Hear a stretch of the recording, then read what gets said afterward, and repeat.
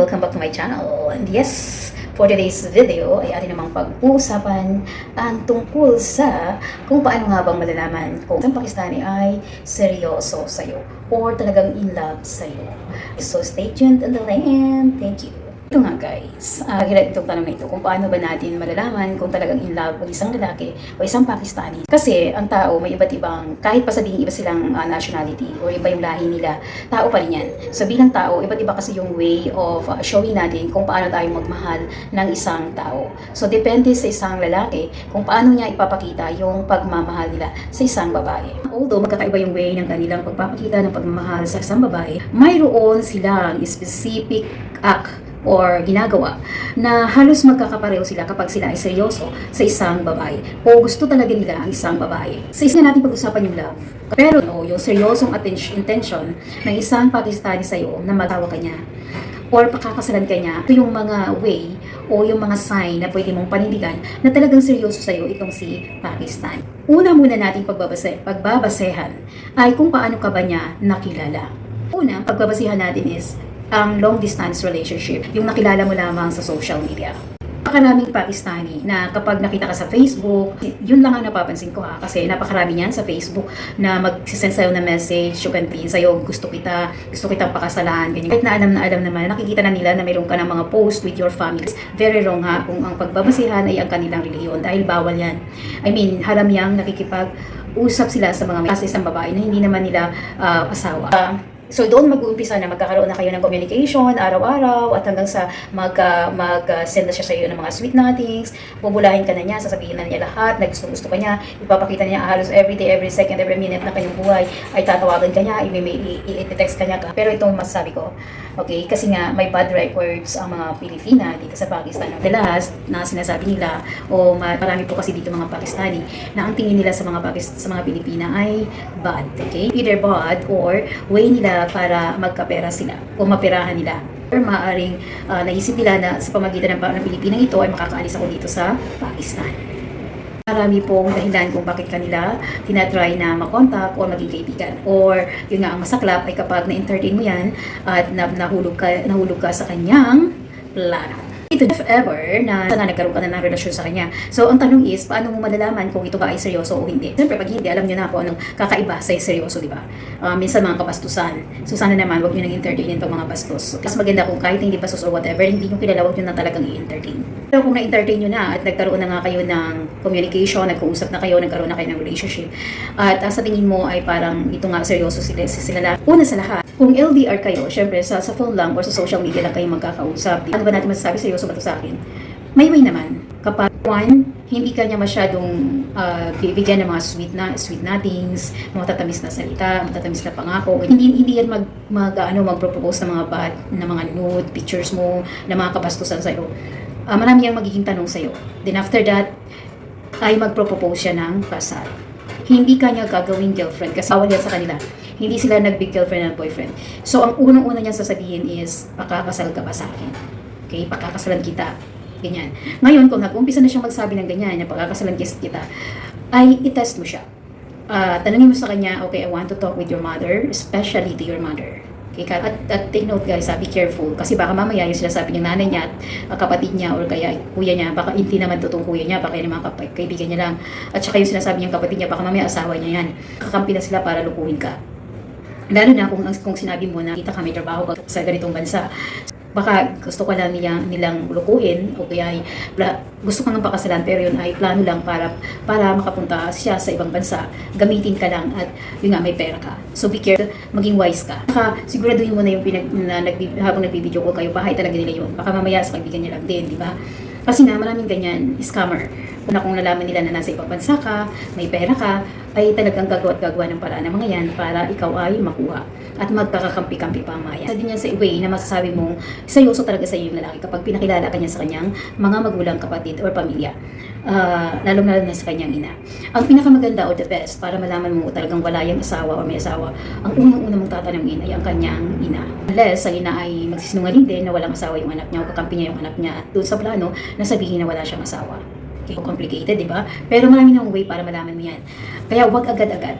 kilalaning mabuti yung lalaki. Yung mga sign na yan ay pwede nating panindigan na seryoso sa iyo yung lalaki. Pero hindi natin masasabi na mahal ka nung lalaki.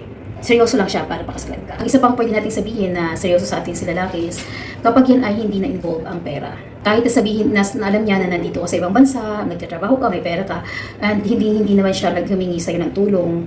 Okay? Hindi naman kayo agad mag-offer ng tulong. Okay? Pero kapag nagdrama na yan at nagparinig sa'yo, dami siyang drama sinasabi sa'yo, oh, red flag yan, di ba? Hindi nga humingi sa'yo directly, pero nagdadrama. So, ibig sabihin, yung kanyang paghingi ay dinadaan niya sa pagdadrama. In that way, mag-isip ka na rin. Parang medyo red flag yan. Kailangan hindi involve ang pera sa relasyon.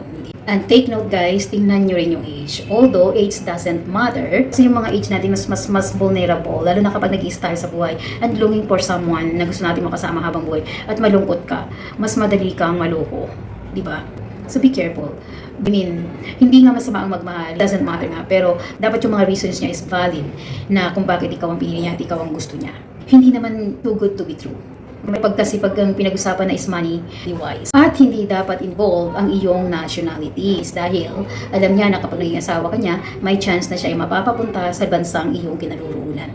Ganyan ding reasons kung bakit ang mga yan is trying to hunting foreigner online. Hindi involve ang mga yan. Siyempre, seryoso sa'yo si lalaki. Paano nga? Kung seryoso nga pero may asawa pala dito, anong gagawin mo? So, isa pa yan. Isang problema pa yan. Dapat pag-aralan nyo din yan. Kung ano mga dapat gawin at ano ba malalaman kung talagang may asawa na siya. So, yan yung mga long-distance relationship. Paano kung ang sitwasyon naman is magkasama kayo sa isang bansa. Pero tandaan nyo po, karamihan sa mga Pakistani kapag nasa edad na yan ng 25 above, more or less, may na-arrange na yan o may asawa na dito sa Pakistan. Bihira po yung lumampas na ng 25 na walang asawa. Pero bihan sa ganyang edad na Pakistani is naka-arrange na yan or kasal na. Sabihin niya na wala siyang asawa, single siya, dahil sama kayo sa trabaho. Tanong sabihin mo, gusto ko makausap ang pamilya mo, gusto ko makausap lalong-lalo na kamo ang iyong ina. Ito ba lagi sinasabi na lalong-lalo na ang ina? Kasi po, karamihan po sa mga anak na lalaki dito is very close with their mother. Kaya kung may una mang tao na aayaw sa iyo, yun ay ang kanyang ina. At i-introduce ka sa kanyang ina para doon mo malalaman kung gusto ka ba o hindi. At kung may asawa na ba yan o wala. Maaari yung may asawa ay pwede nilang pagtakpan. Pwede silang magkampi-kampihan na sabihin na walang asawa. Kasi nga, lalo na kung agree naman yung ina doon sa anak sa plano niya. So, pwede nilang parehong pagtakpan yun. Pero, at least, ang maganda, malalaman mo kung gusto ka rin ng ina or hindi. Kung pumayag yan at talagang hinayaan niya na makakausap mo nanay niya, makausap mo pamilya niya, then it means that man is really may seriousness doon sa kanyang plano para sa'yo. At may plano yang pakasalan ka o gawin kang asawa. Number 2 na seryoso sa iyo, isang Pakistani, kapag magkasama kayo sa isang lugar is kapag hindi kanya basta-basta yayayaing mag-live-in kayo. Or kung nag-live-in na kayo, talaga namang yayayain kang magpakasal kayo. At di niya yan ililihim sa mga magulang niya. At kung ililihiman niya yan sa mga magulang niya, sooner or later, dahan-dahan, sasabihin niya yan sa kanyang pamilya. Yun po talaga yung mga seryosong lalaki. Maaaring sa una ay isikreto niya yung pagpapakasal niya sa'yo. Kasi nga, lalo na kung yan ay naka-arrange na dito. O lalo-lalo na kung may asawa na yan dito. Siyempre, hindi niya muna yan agad sasabihin sa pamilya niya. Dahan-dahan niya yung sasabihin. Hanggang sa ma-introduce ka na niya sa pamilya niya. Pero, kapag ang Pakistani yan ay never kang ipinakilala sa kanyang pamilya, hindi ka na kailangan mag-isip. Napakaliwanag na talagang wala siyang plano or maring pakasalan ka niya, pero sooner or later, iiwanan ka rin at i-divorce ka rin. At kapag yung lalaki ay nag-insist na ayaw niya ng anak sa'yo, silang ibig sabihin yan, wala siyang planong maging asawa ka. At kung may anak na kayo at hindi ka pa rin ipinakilala sa buong pamilya niya din, hindi yan seryoso. Ang isa kasing Pakistani na seryoso, na hindi ka lang pinaglalaruan, is yung pakakasalan ka talaga bago ka isama or ibahay. Hindi naman natin masasabing mahal, okay?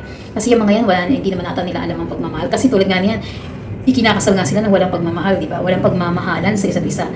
Kasi nga arranged marriage. So, hindi nila yan, importante sa kanila yung pagmamahal. Ang importante, kung gusto ka niya, you live with each other. Makakasal kayo, kasi nga yun ang dapat as a Muslim. Pagkakasalan ka bago nyo gawin yung mga bagay na pang mag-asawa. Kaya hindi importante. Huwag nyo itatanong sa kanya kung mahal ka niya. Or kung mahal pa ka ba ng lalaki ito kung bakit pinakasalan ka. Kasi pwede silang magpakasal ng walang pagmamahal. Kapag walang kasal at ginawa na yung mga bagay na hindi dapat gawin ng hindi kasal, that is haram. So it doesn't mean that love is involved. Kaya wag na lang natin isali yung love when it comes to seriousness na isang Pakistani para ikaw ay maging isang asawa. Maging isang asawa nila. Ang isa pa, para malaman natin na seryoso sa isang lalaki is kahit magkasama kayo sa isang lugar, sa isang bansa, he will not depend to you when it comes to money. Hindi siya aasa sa pera mo kapag magkasama na kayo o kaya ay mag-boyfriend o mag-fiancé kayo. Okay? Walang involved pa rin pera. Kung mayroon man, depende na lang sa'yo kung talagang nagtutulungan kayo. Pero kung talagang umaasa na lang siya sa'yo sa pera, then that is very wrong. Siyempre, mag-asawa na kayo at siya walang trabaho, pareho kayo na sa ibang bansa. Natural na lang yun, natutulungan mo siya. Pero kapag pati pamilya niya is sa'yo na rin umaasa, then that's very wrong. Napakalaking X niya. Usapan ang love when it comes to marriage kasi nga nagpapakasal sila o nag-aasawa sila without love. Kasi sila ay arranged marriage. At siguro yung love sa kanilang nila na-feel after the marriage. Yan naman.